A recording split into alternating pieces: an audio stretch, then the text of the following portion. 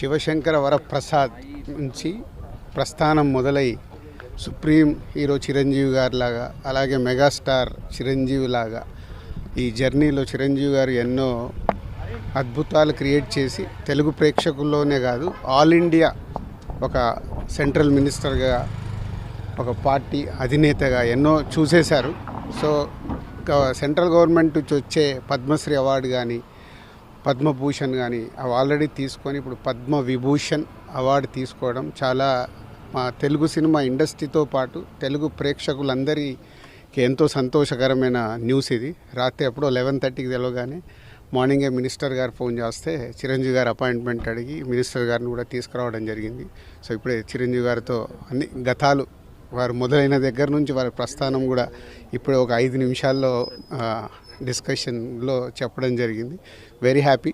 And film industry నుంచి తొందరలోనే చిరంజీవి గారికి ఒక ఈవెంట్ లాగా ప్లాన్ చేద్దామని ప్రయత్నం చేస్తున్నాం. అది అందరితో మాట్లాడి తొందరలో అనౌన్స్ చేస్తాం.